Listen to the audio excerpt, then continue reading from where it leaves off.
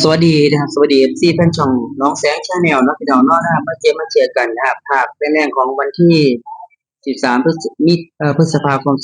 2568แล้วนะพี่น้องอีกประที่มือกะ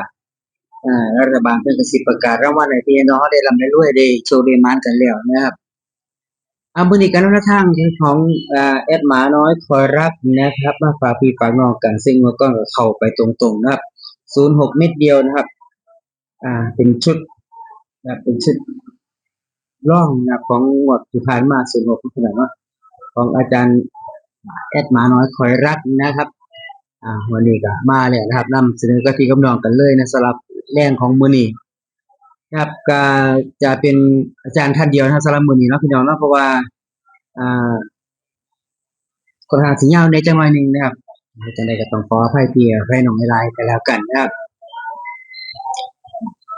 ก่อนสิเข้าไปเบิ่งนะครับก็อย่าลืมนะครับเด้อเข้ามาแล้วก็อย่าลืมนะครับกดไลก์กดแชร์กดติดตามให้นำแหน่เนาะพี่น้องเนาะนะครับบางคนก็กดติดตามแล้วกดท่องเที่ยวมันก็ออกไปที่เก่าอยู่พี่น้องเนาะนะครับกดเที่ยเดียวก็แล้วเด้อพี่น้องเด้อกดเที่ยเดียวนะครับเข้ามาเบิ่งเที่ยใหม่ก็บ่ต้องกดอีกสำหรับท่านที่กดติดตามไปแล้วนะครับถ้าเฮากดติดตามเที่ย1เที่ย2ก็สิเป็นเป็นกดออกหั้นนะประมาณนี้นะครับจังได๋ก็อ่าอีตนสงสารก็กดเที่ยเดียวเด้อพี่น้องเด้อกดครั้งเดียวก็แล้วไปเลยนะครับ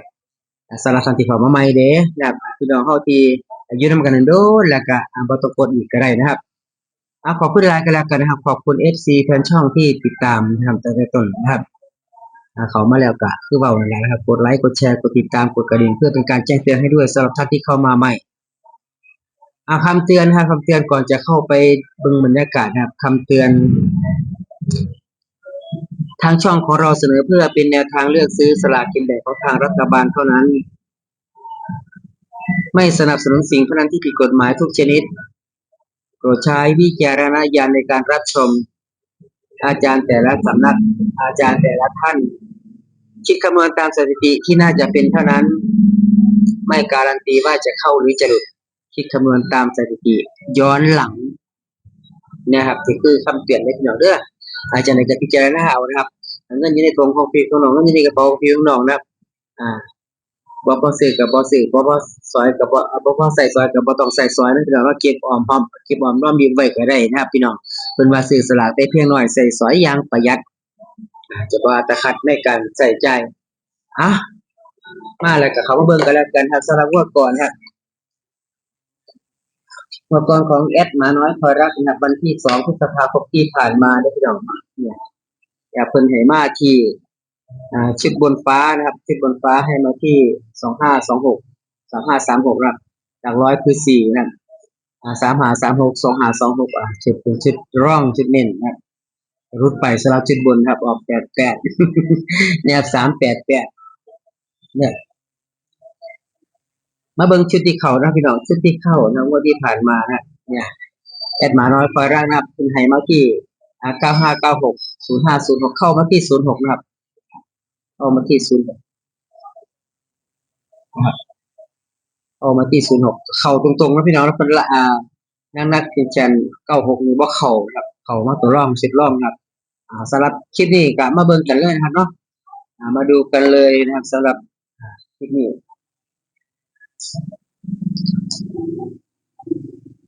ว่าสิเบิ่งกันเลยเขียนก่อนพี่น้องลืมเขียนไม่จบนะเขียนนี่แหละบางส่วนนั่นแหละนะครับเขียนยังไม่จบนะครับ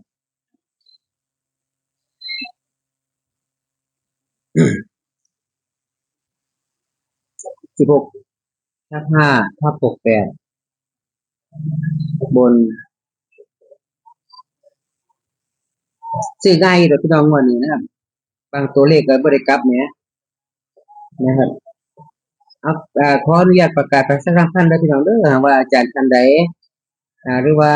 พี่น้องคุณพ่อคุณแม่ท่านใดที่ฝันแม่นฝันคิวอยากเป็นซื้ออยากออกแบ่งปันนะครับความเฮงให้พี่น้องเฮายินดีนะครับเด้อ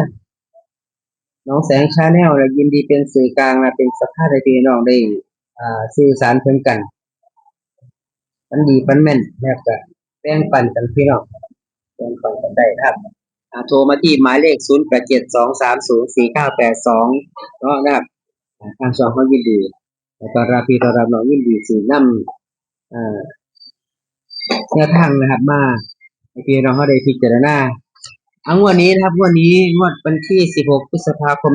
2568นะครับชุดบนฟ้านะครับ412 422 413 423ชุดสรุป1222 1323นะครับพี่น้องแคปหน้าจอไปนะครับเด้อแคปหน้าจอกันไว้เลยนะครับจะบริพลาดคลิปที่ได้ดีๆจากทางช่องเฮาที่นำมาเสนอแล้วพี่น้องเนาะก็คือแนวทางของชุดบนนะครับชุดบนนะพี่น้องสิเขาหรือสิรุดอีกเรื่องหนึ่งเลยพี่น้องเด้อนะครับแอดหมาน้อยคอยรักนะครับเป็นชุดบนฟ้างวดวันที่16พฤษภาคม2568ใกล้เลยพี่น้องมาจากกี่มือเนาะนะครับแคปหน้าจอกันไว้พี่น้องแคปหน้าจอกันไว้เดี๋ยวผมขออนุญาตเขียนเป็นชุดล่างนิดนึงนะครับ16/5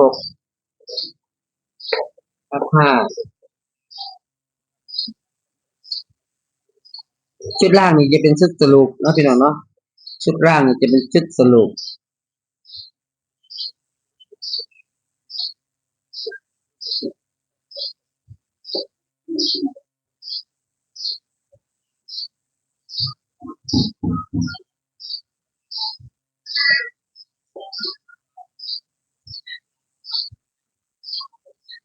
เน้นหนักแข่งกับชุดเดียวเป็นเตรียมพี่น้องชุดเดียวเป็นแข่งคือบ้านครับมากระจัดตลอด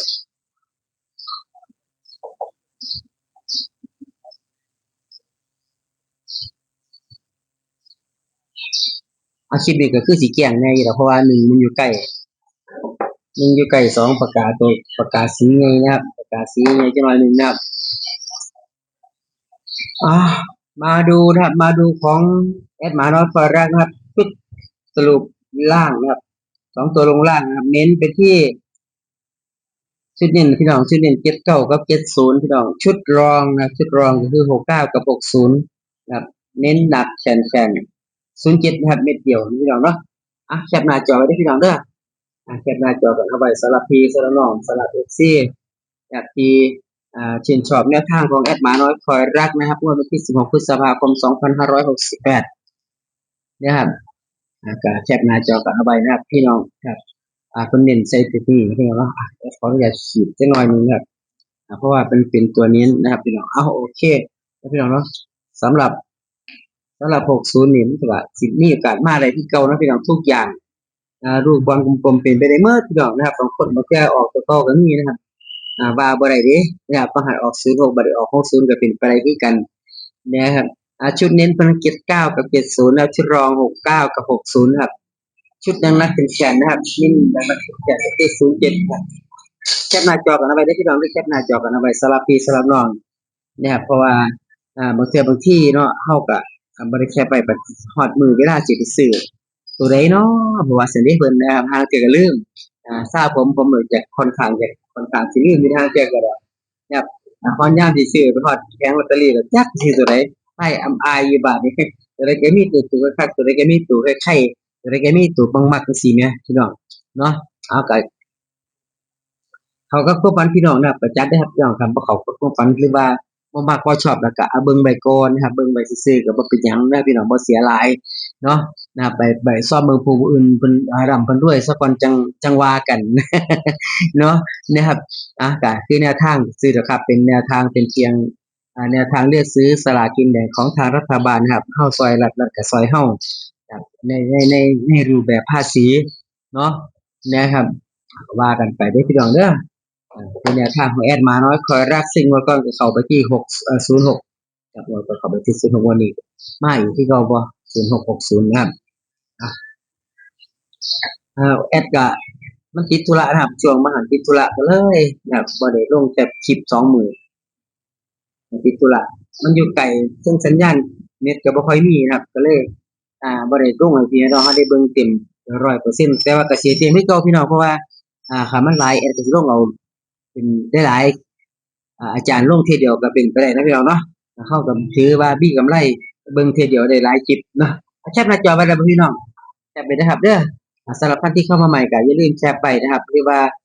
เขาว่ามาอีลี่บ่ทันได้เคยผ่านจักเทื่อช่องน้องแสง Channel นี่ก็อย่าลืมกดติดตามไว้พี่น้องสิบ่ได้พลาดคลิปดีๆๆจากทางช่องที่เรานำเสนอนะครับเป็นชุดล่างนะครับพี่น้อง2ตัวลงล่างพี่น้องเช็กเรียบร้อยนะพี่น้องเนาะเดี๋ยวสิแคป2ตัวบนฟ้านะครับ2ตัว3ตัวบนฟ้านะพี่น้องเรียบร้อยนะครับแคปหน้าจอไว้พี่น้องสำหรับคลิปนี้ก็ต้องขอบพระคุณนะครับอาจารย์